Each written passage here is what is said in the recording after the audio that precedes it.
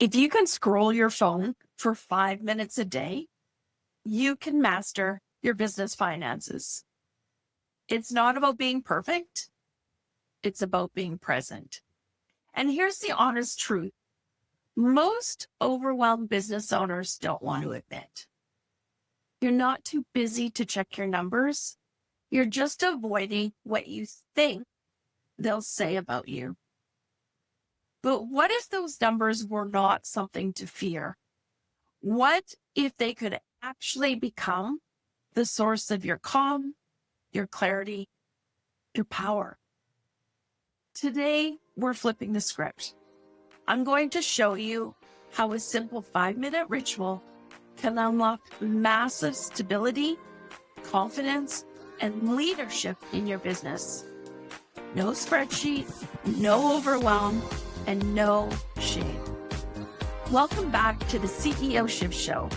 I'm Surbey, business coach, systems strategist, and I help service-based business owners step out of the weeds and into confident leadership using systems that scale without chaos. In this episode, we're going to learn why avoiding your numbers can create more anxiety, not less. We're going to talk about the 3 simple questions that make up the perfect weekly check-in. We're going to talk about how to rebuild your financial confidence in just 5 minutes a week, and a reframe that will completely shift how you see yourself as a financial leader.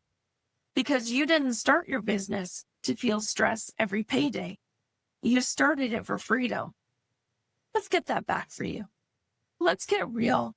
Financial avoidance isn't laziness, it's fear. You're scared that looking at your numbers will actually confirm your worst fears.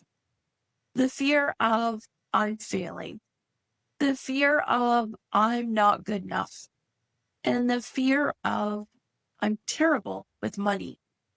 And so you continue to delay, you continue to avoid, you continue to distract yourself with client work and busy work and fixing your website and playing with the printer and going on TikTok, and you keep telling yourself you're going to look at it later.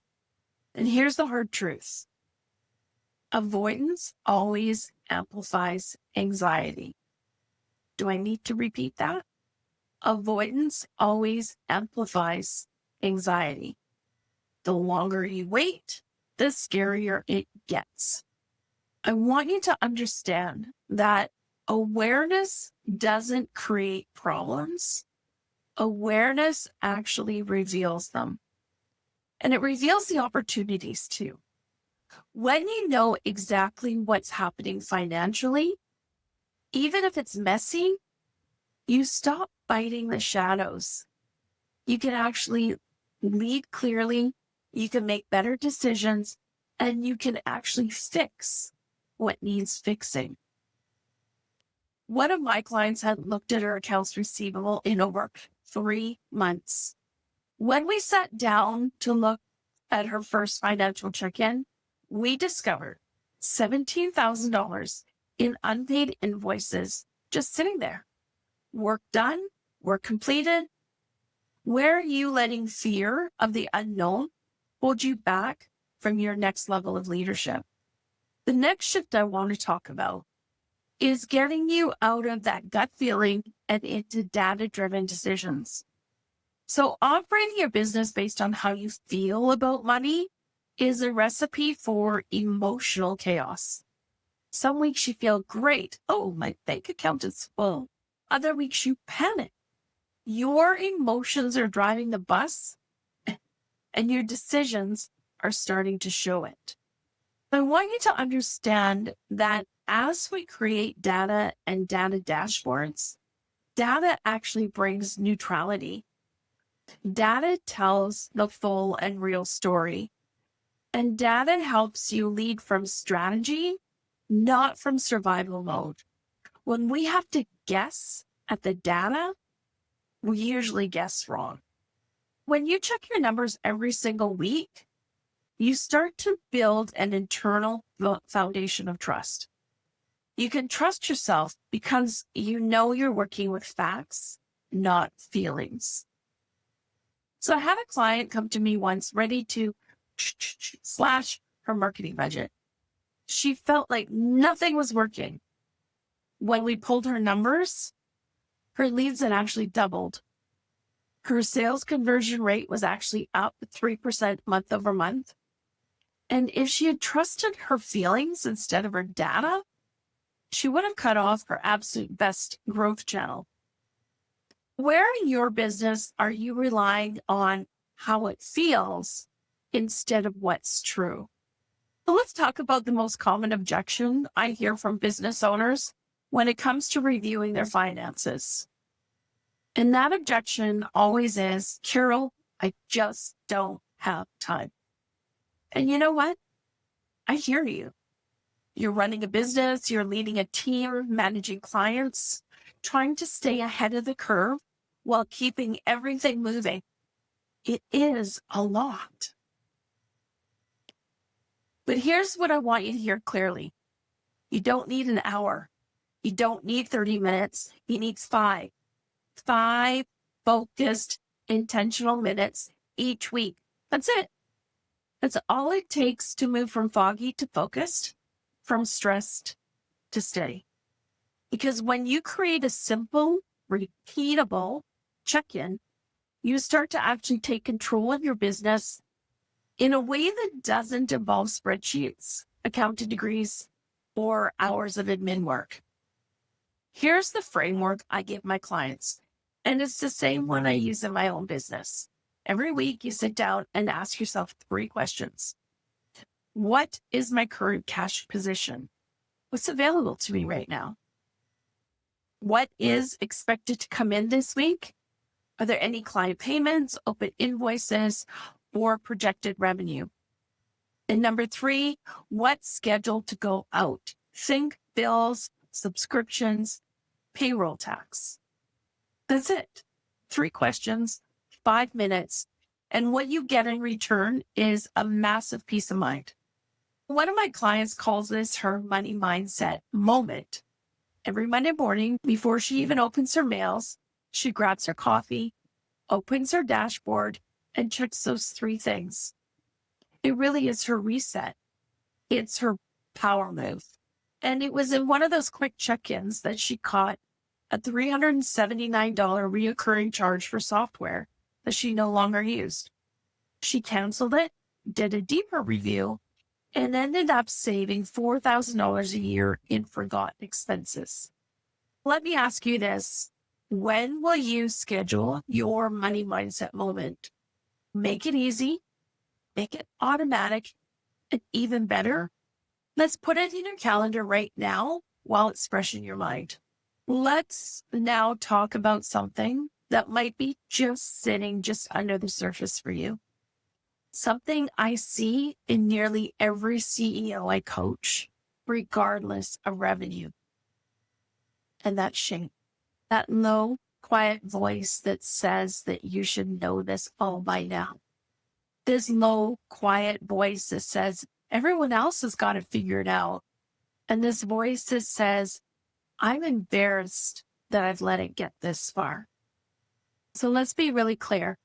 Shame loves secrecy. And when you avoid your numbers because of guilt, fear, or embarrassment, that shame grows, and that shame grows power. And you lose yours. Here's the reframe that changes everything. You're not expected to be a financial expert, and you are not behind. And there's no shame in learning something that you were never taught. Leadership isn't about having all the answers, but it's about staying present, being willing to see clearly, learn, and make changes when needed. Looking at your numbers every week without judgment is an active strategy to move you from shame to ownership, hiding from fear to clarity and leadership. One CEO inside of my academy admitted that she had avoided looking at her expenses for months. When she finally completed her first 5-minute check-in, she discovered that she was spending over $100 a month on tools that she didn't use. She actually cried. Not because of the money, but because she realized how long she'd been telling herself a story that she was bad at business. She wasn't. She just didn't have the system. So now she checks her finances every Friday and feels more empowered than she ever has. So let me ask you this gently. What financial story are you carrying that it's time to release?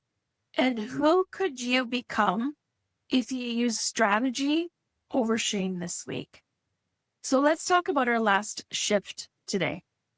We've all had those moments.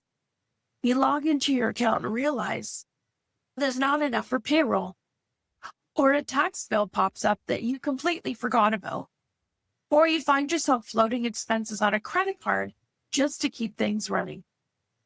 These aren't one-off flukes. These are results of reactive leadership. They respond to problems only after they become urgent. But this doesn't have to be your way, because the truth is, you can see these things coming if you're looking. That's why your weekly financial check-in is so powerful. When you're consistently reviewing your cash flow, you catch the signs early. You spot the dips in revenue before it becomes a crisis. And you notice when an expense is creeping up before it throws you off budget. This is what real leadership looks like. It's not perfection, but it is responsibility. A client of mine once spotted a drop in projected revenue 3 weeks out. She had just started her weekly ritual, and when her numbers didn't look right, she actually got curious. She dug in and realized a client's contract was ending earlier than she had planned or thought or remembered, and quickly launched into a flash promo. She replaced the gap with 2 new retainers and kept her cash flow smooth. So that's the power of anticipation. And that's what being a responsible CEO looks like. Here's another question I want you to consider. If you have visibility into your cash flow 30 days out, what different decisions would you be making today? Here's your challenge for the week. Block off 5 minutes and ask yourself 3 questions. What is my cash position right now? What's coming in this week? And what's going out this week? Stay curious. Don't criticize. Nobody's ever taught you this before. And once you've done it, celebrate, because you just took one more powerful step towards sustainable, confident leadership. And if you want a guided version of this, a done-for-you worksheet to plug into, grab the free CEO Shift Starter Kit. You can get that at my website, carolsurbey.com. And if you're really ready to build a business that scales with structure, not stress, make sure that you sign up for the Scalable CEO Academy. That's where we turn these rituals into results. Next week, we're going to dive into profit pricing. This is going to be really powerful and probably a little bit uncomfortable in all the best possible ways. So don't miss it. And I want you to know that you're building something incredible. Every habit that you adopt now is compounding into your future, your freedom, your income, your peace. So keep going, CEO. You're doing way better than you think, and I'm right here with you.